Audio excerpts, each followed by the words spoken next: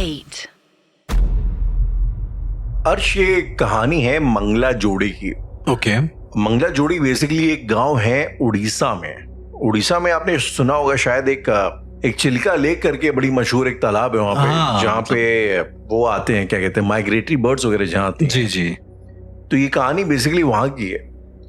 और मंगला जोड़ी में ऐसा बोला जाता है कि एक पेड़ है जिस पेड़ के बारे में मान्यता ये है गांव वालों की, ये पेड़ हॉन्टेड है। ओके। और आप ऐसा समझिए कि उस पेड़ के आसपास ऐसा लोग बोलते हैं कि रात के टाइम में उन्हें कोई स्पिरिट चलती हुई दिखाई देती है। ठीक है। इनफैक्ट ये स्पिरिट उस पेड़ के आसपास गुजरने वाले लोगों को कई बार पोजेस भी कर लेती है। ओके। कहानियां यहां तक हैं कि लोग बोलते हैं कि ये स्पिरिट लोगों को, मान लो कोई अगर इंसान चलती गाड़ी में है, गाड़ी चला रहा है, तो उसको पोजेस करके कभी कभार स्टीयरिंग वगैरह जबरदस्ती घुमा देती है।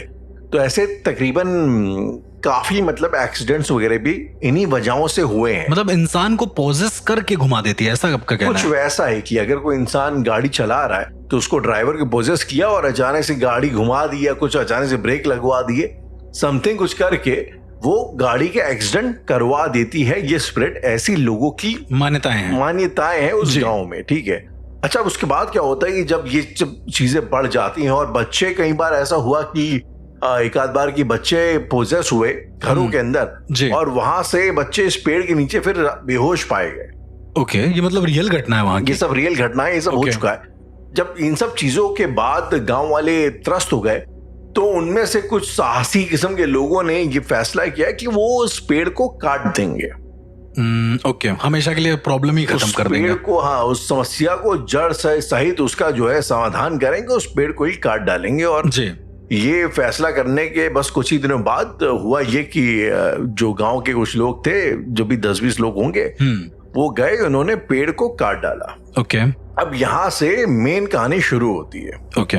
इस पेड़ के कटने के बाद कुछ दिनों बाद ये हुआ कि उस गांव की एक लड़की पोजेस हुई।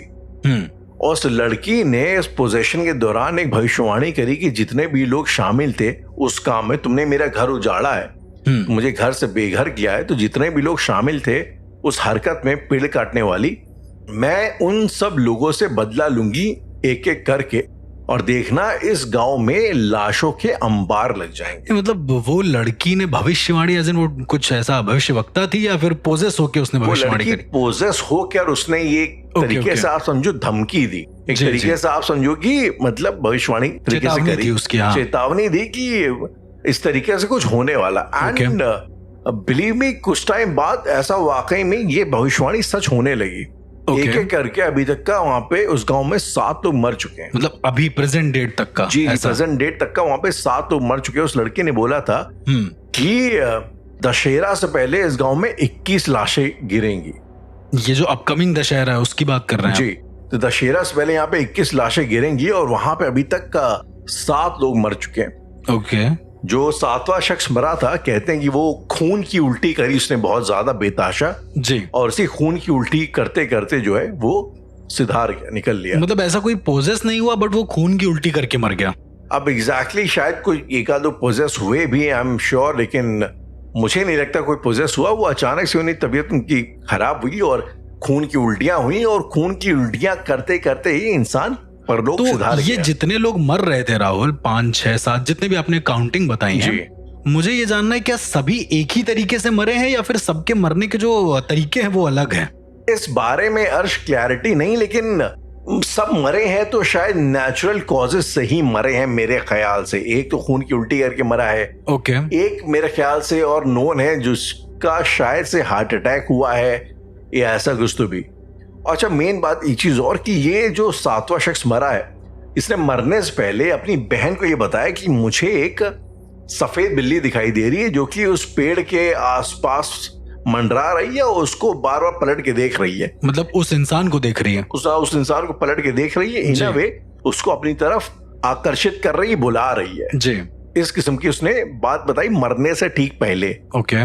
तो ये एक तरीके का ट्रॉमा, जो जितने भी वो पूरा गांव है एक तरीके से बड़े सदमे में है। उस गांव में अभी आजकल हालात ये हैं अर्श की शाम को 6 बजे के बाद लोग निकल नहीं रहे हैं। ओके। ये हालात है वहां पे।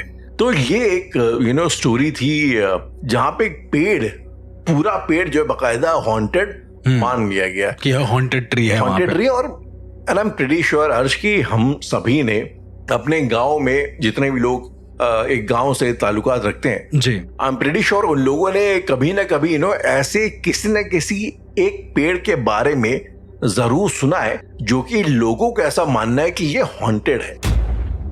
बिल्कुल राहुल, मतलब बहुत सारे ऐसे गांव हैं जहां पर पेड़ तो ठीक है, हॉन्टेड ट्रीज भी ठीक है। बहुत सारे लोग हॉन्टेड पेड़ की बात करते हैं कि ये हॉन्टेड, इसके अंदर चुड़ैल है या समथिंग ऐसा करके।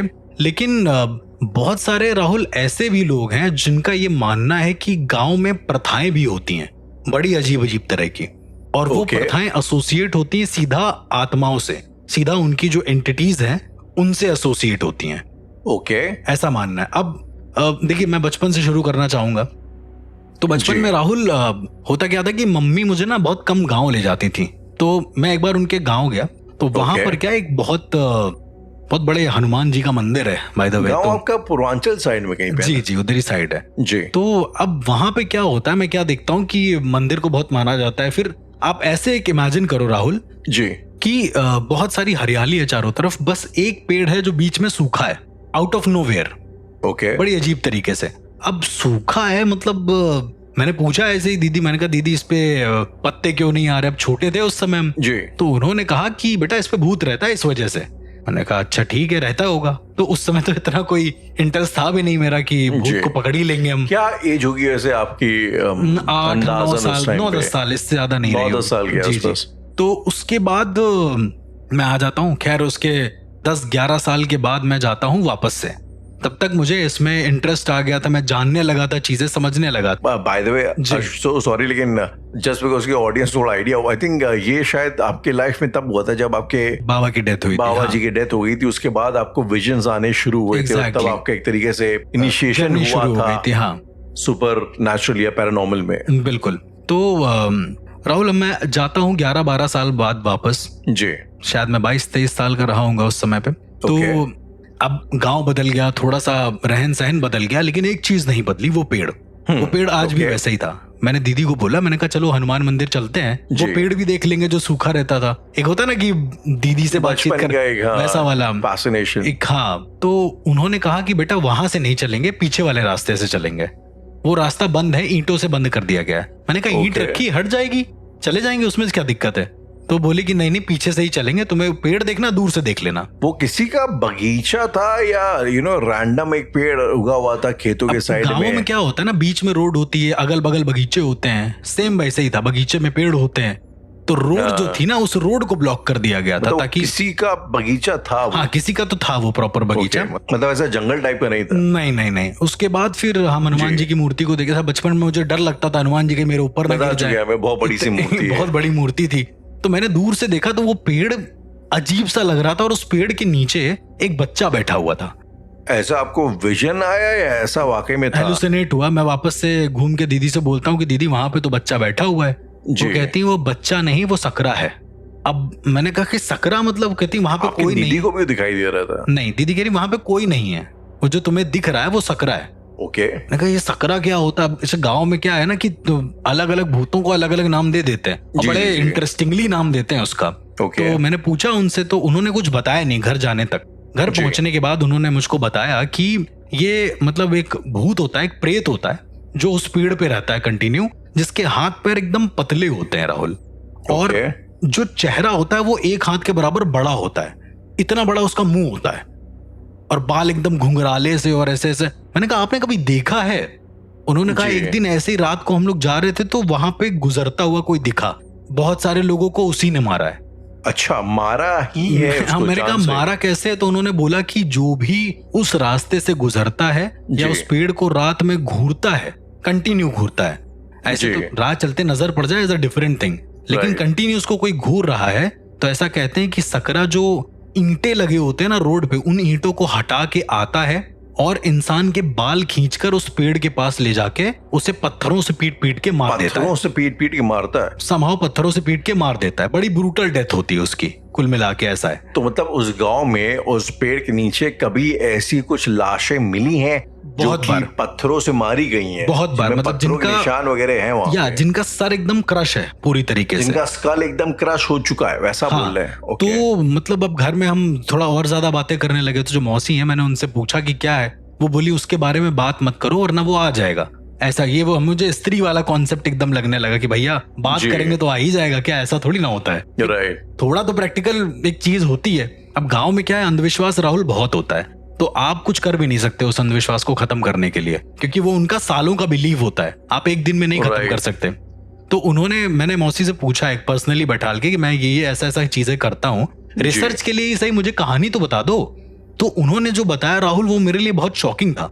उन्होंने बोला कि एक दिन वो सुबह उठती हैं घर का काम वाम करने के लिए, वो जाती हैं सफाई वफाई कर रही होती, तो देखती क्या है कि एक औरत, जो नवविवाहित औरत होती है, अपने शादी के ठीक एक दिन बाद से, उसकी शादी पास में ही हुई होती है कहीं पे, वो दौड़ते हुए जा रही होती है उस पेड़ की तरफ। उसके पूरे मुंह में सिंदूर भरा है, आंखें एकदम खुली हुई हैं और हाथ सामने की ओर है,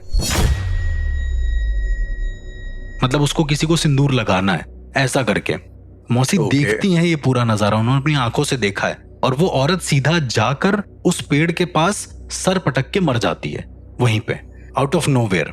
आपने बोला कि उसके मुंह में सिंदूर भरा हुआ है या उसके मुंह में सिंदूर लगा हुआ है? नहीं, पूरा भरा हुआ है सिंदूर, उसके मुंह के अंदर। मुंह के अंदर? मुंह के अंदर भरा हुआ है। क्या सिंदूर अगर आपके गले में अटक जाए तो आपकी मौत हो सकती है? राइट, नहीं, आपकी आवाज जा सकती है, आवाज जा सकती है। हाँ, अगर ज्यादा देर तक जबान पे रहा तो आवाज जा सकती है।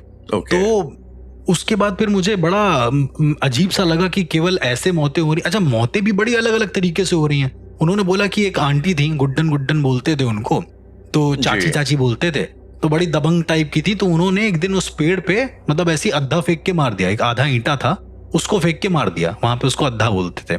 तो मारने के बाद अगले दिन राहुल क्या हुआ कि वो जो आंटी थी वो उस पेड़ के ऊपर बैठी मिली, उस पेड़ के ऊपर बैठी मिली, जिंदा बैठी थी, और वो कहती यही मेरा घर है, मैं यहीं रहूंगी।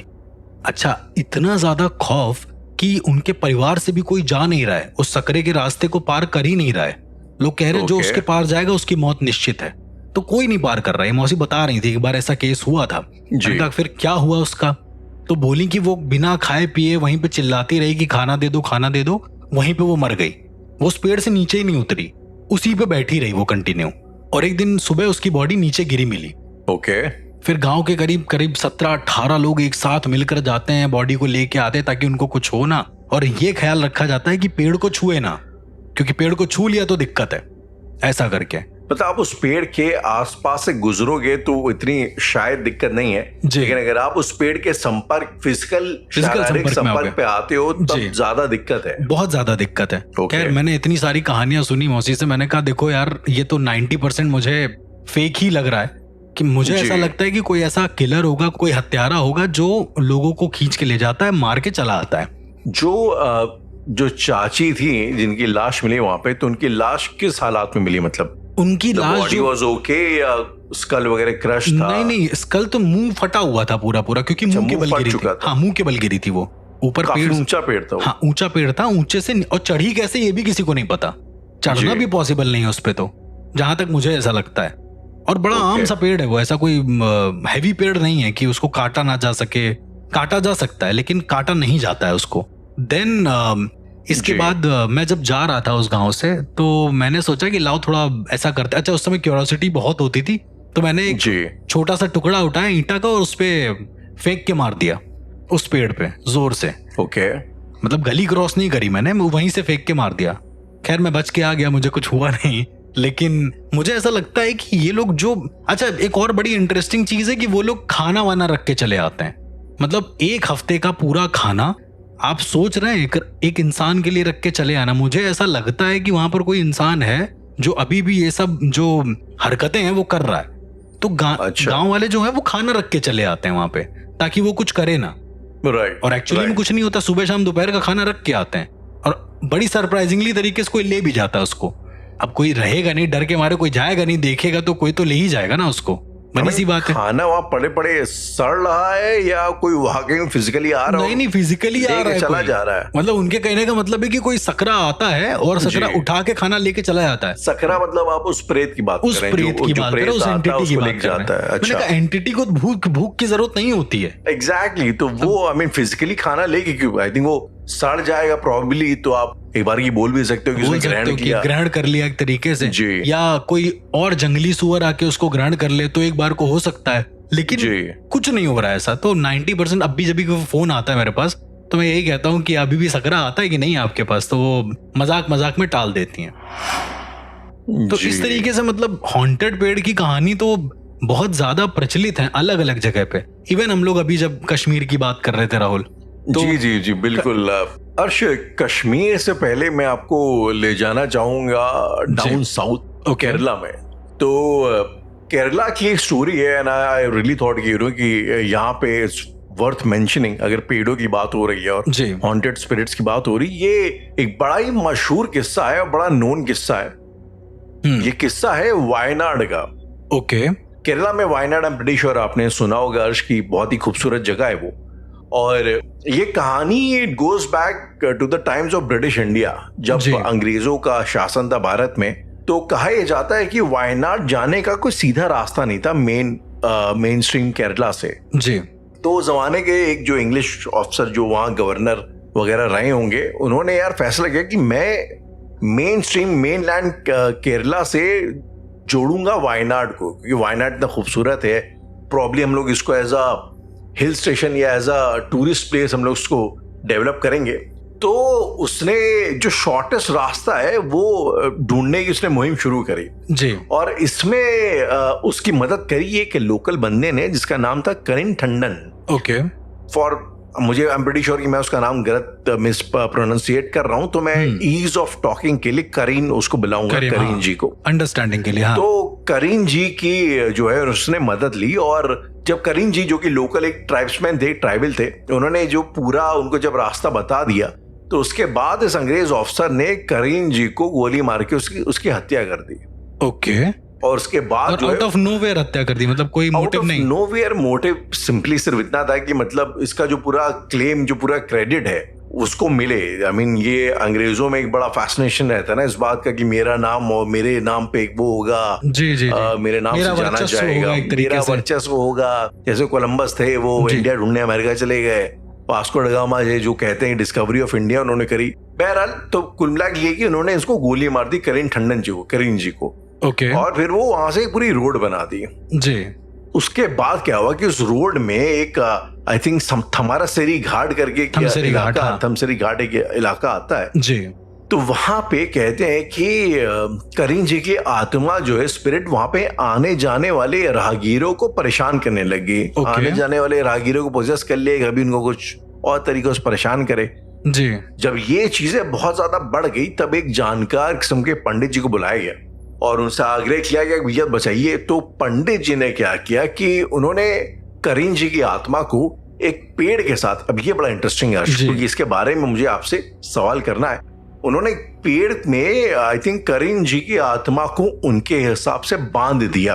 बांधने के लिए उन्होंने एक चेन का इस्तेमाल किया और वो, अच्छा, वो चेन अभिमंत्रित होगी बाय द वे, ऐसा आई एम प्रीटी श्योर वो चेन अभिमंत्रित होगी या कोई ना कोई इसमें मंत्र तंत्र का इस्तेमाल किया गया होगा और उस पेड़ पे उनकी आत्मा को बांध दिया। और आज तक लोग कहते हैं कि उनकी आत्मा जो है करीन जी की उस पेड़ के साथ बंधी हुई है। और एक और चीज बड़ी फैसिनेटिंग है कि जैसे जैसे पेड़ बढ़ रहा है वैसे वैसे उस चेन का अपेरेंटली साइज भी बढ़ रहा है, तो मतलब वो टाइट नहीं हो रही है। ओके। वो उसी कैपेसिटी में बंधी हुई है।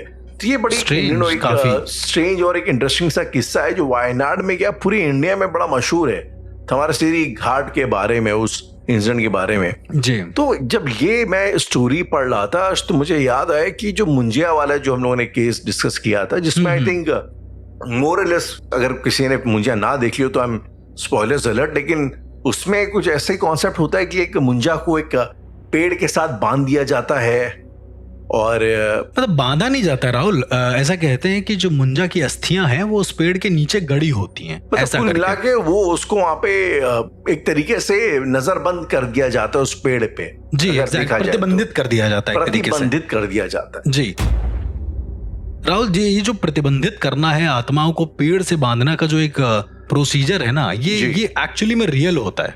ओके, मैं यही पूछना चाहता था, क्या ये एक एक्चुअलिटी में एक कॉन्सेप्ट है?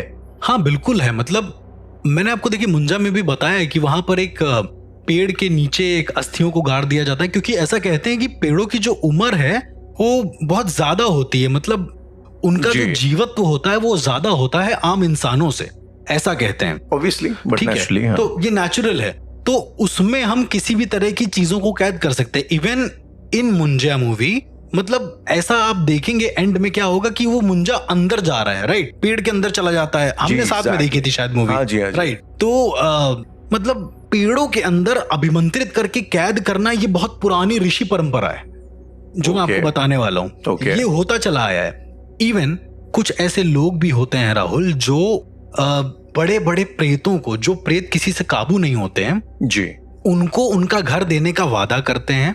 उनको कहते हैं कि मैं तुम्हें एक जगह रख दूंगा, पर तुम्हें मेरे काम करने होंगे। अच्छा, कभी कभी आत्माओं को भी स्टेबिलिटी चाहिए होती है, एक ये भी सिनेरियो है। उन्हें भी कभी कभी एक घर चाहिए होता है रहने के लिए, एक स्थान चाहिए होता है। कुछ ऐसे मतलब तांत्रिक होते हैं जो प्रेतों को पकड़ के स्पेसिफिक लाते हैं और किसी पेड़ में बांध देते हैं और कहते हैं कि इस समय पर मेरा काम करो और ये तुम्हारा जो समय होगा ये तुम्हारे लिए होगा, ये फ्री होगा। वो इस तरीके से भी काम करते हैं। तो मतलब इतना ज्यादा ये जो एक पूरा सिनेरियो होता है ना, तांत्रिकों को पकड़ना फिर आत्माओं को उसमें डाल देना, तो मेरा ऐसा मानना है कि जो आत्माएं होती, बुरी आत्माएं होती हैं, यदि आप एक सात्विक तरीका भी सीख लें तो उससे आप पेड़ के अंदर उसे डाल सकते हैं बहुत आसानी से। सुनने में थोड़ा अजीब लग रहा है, आप खुद भी एक पैरानॉर्मल एक्सपर्ट बन सकते हैं। तो मुझे लग रहा है मैं काफी हद तक बन भी गया हूँ। बिल्कुल, मतलब ये एक विल पावर होती है। मतलब इस विल पावर में बेसिकली क्या होता है कि कई सारे ऐसे मैंने लोगों को देखा है जो घर में अपने हवन कर लेते हैं, खुद ही कर लेते हैं, उनका हवन भी सक्सेसफुल हो जाता है।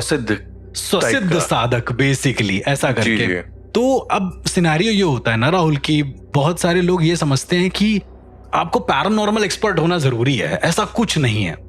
अगर आप एक सात्विक प्रोसीजर, सनातन के प्रोसीजर्स को भी फॉलो कर रहे हैं तो भी ऐसा कहते हैं ना कि अब जैसे बरगद का पेड़ है तो बरगदाही क्यों होती है, पूजा होती है बरगद के पेड़ की, राइट जी।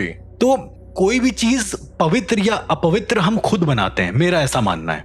यदि आप पेड़ एक हॉन्टेड है तो आप उसी पेड़ को पवित्र भी कर सकते हो। ये मेरा अपना पर्सनल एक व्यू है कि इस तरीके से भी किया जा सकता है। अर्श, ये जो आपने बताया मुझे, ये तो मुझे कुछ वैसा लग रहा था जैसे शायद जो हम लोग एक एपिसोड में बात कर चुके हैं, एक छलावा टाइप का, या आप कह लो एक माया जाल, या आप कह लो एक इंद्रजाल टाइप का। अब इंद्रजाल, माया जाल, और जब हम इसकी बातें करते हैं राहुल, तो जितना ब्रूटल ये केस था उससे कई गुना ब्रूटल इंद्रजाल या माया जाल होते हैं, क्योंकि इंद्रजाल में सिर्फ एक ही तंत्र का इस्तेमाल नहीं होता है। ऐसा कहते हैं कि इंद्रजाल करीबन 5 से 6 अलग अलग उच्च कुल के तंत्रों का मिश्रण होता है।